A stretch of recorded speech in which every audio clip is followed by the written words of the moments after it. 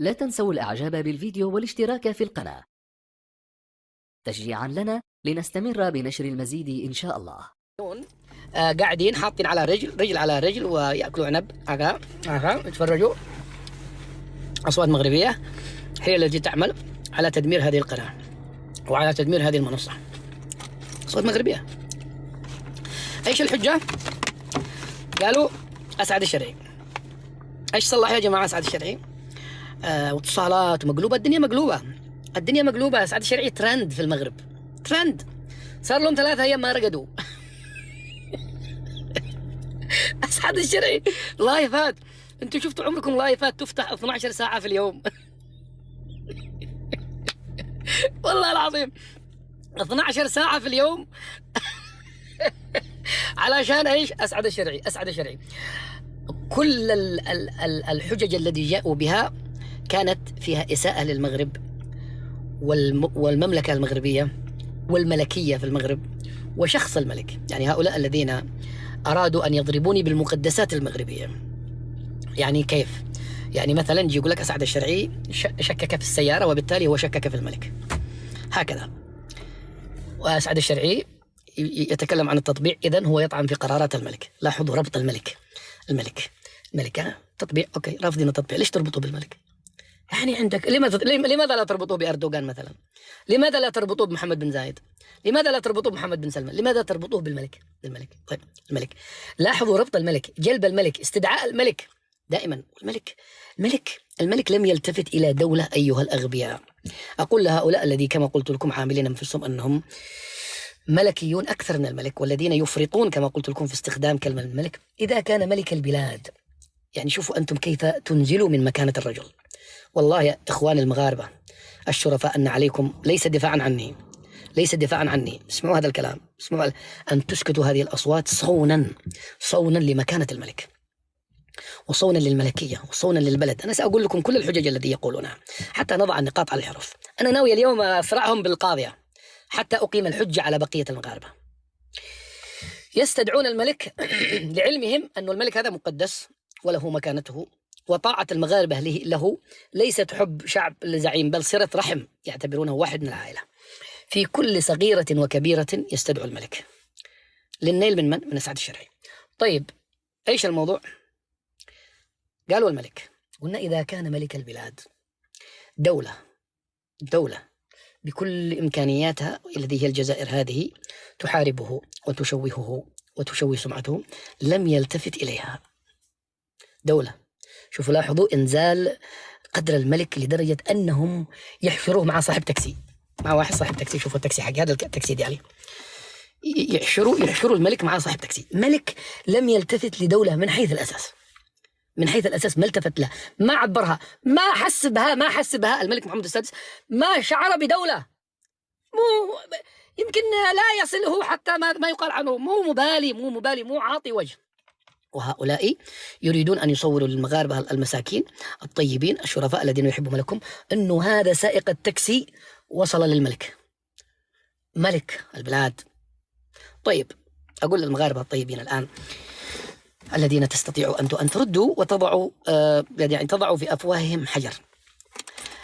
في ماذا أنا أختلف؟ مثلا في ماذا يذكر الملك؟ وفي واحد صديق اتصل بالبارحة قال يا أخي شغلوني الناس، اتصالات يا أخي، شوف صاحبك كذا. قلت له وقلت لكل الإخوة ماذا تنقمون؟ يعني هم ماذا يقولون بالضبط؟ قالوا السيارة المغربية والتطبيع. قلت بس. قالوا بس، ما في غيرهن. قالوا ما في غيرهن. وهذا الكلام في التطبيع والكلام في السيارة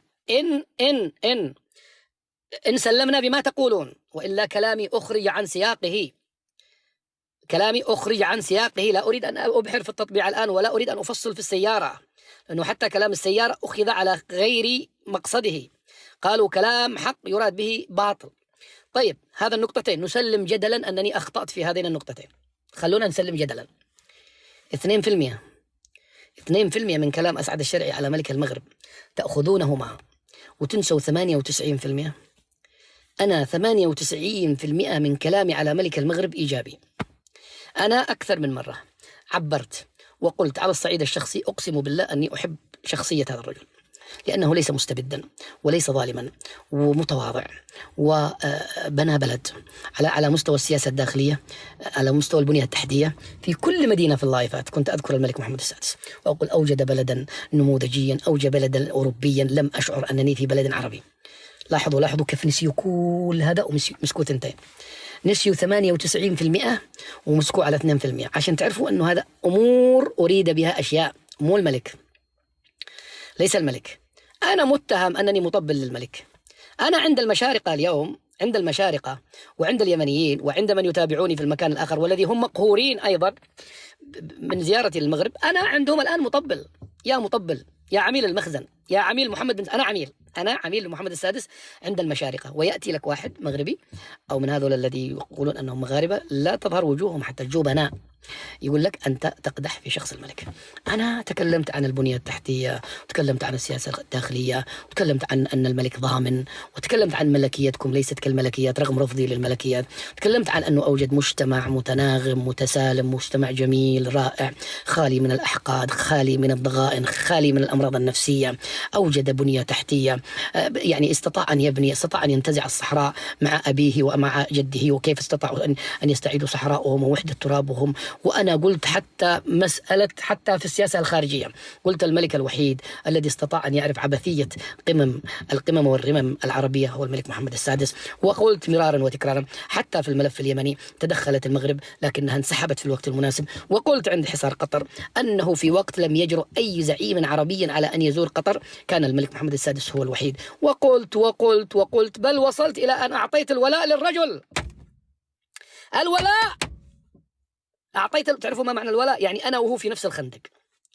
قلت له إذا كانوا بعد أن رأيت أنا فجور الخصومة الذي من الجزائريين، قلت أقسم بالله إني أعطي الولاء للملك محمد السادس أن أكون معه ضد هؤلاء المرقة، ضد هؤلاء الفجار في وحدة ترابه. والله أنني بقدر ما أعطوني من كرم وبقدر محبتي لهذا البلد أنا أعطي الولاء والنصرة لهذا الملك.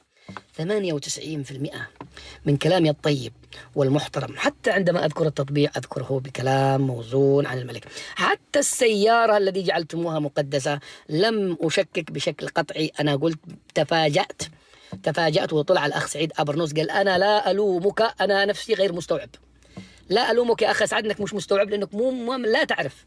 دراني أنا، قلت لكم أنا وش دراني عشان تعرفوا بس شخص الملك.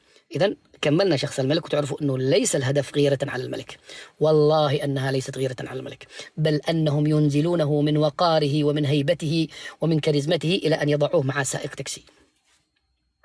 عيب. تعال الملك ما عبر دولة. الملك لا يعلم أنه في واحد في هذا الكرة الأرضية اسمه أسعد الشرعي. لماذا تنزلونه من هيبته ومن وقاره إلى أن تجعلوه مادة؟ يا جماعة عيب على فكرة. قد زادت الأمور، زادت يا أخي. كل البلدان فيها ملوك، كل البلدان فيها رئيس، ما حدا بيه. زادت الأسطوانة هذه إلى أن كل ما زاد عن حده انقلب ضده. ثم بعد ذلك يقولون إيش؟ يصورون على أن المجتمع المغربي هذا مجتمع غبي. هؤلاء أنفسهم يعني لاحظوا التهم التي تلصق بي. أصلا هم يريدوا بها إساءتي لهم، لكنهم في الحقيقة يسيئون إلى ملك البلاد وإلى الشعب المغربي كاملا وإلى الملكية وإلى البلد. يقولون إيش مثلا؟ أسعد الشرعي استغل طيبة هؤلاء المغاربة، استغل طيبة هذا الشعب المغربي. الشعب طيب وهذا واحد خبيث استغل طيبة الناس. يعني إيش؟ بالمشرمحي أسعد الشرعي خدع الشعب المغربي كله، ضحك عليهم. واحد يمني مسكين داخل بريطانيا جاء ضحك على المغاربة كلهم. هكذا يصوروكم، هكذا يصورون الحال. والله العظيم أنا أقول عيب. المغاربة نعيم دايرين النية لكن ليسوا أغبياء ولا يضحك عليهم أحد.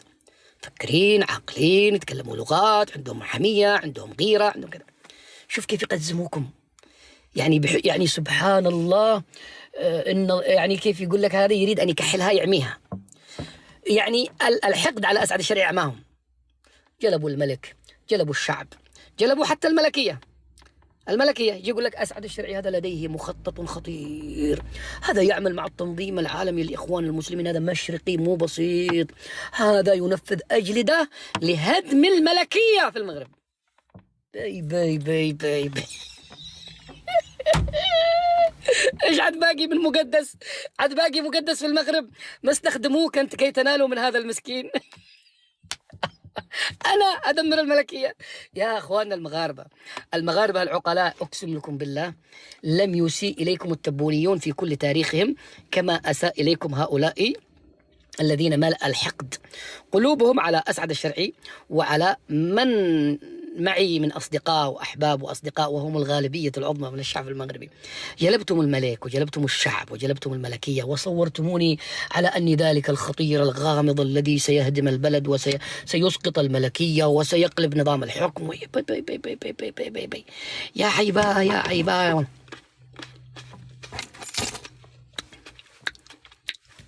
اللي ما يطول العنب يقول حامض.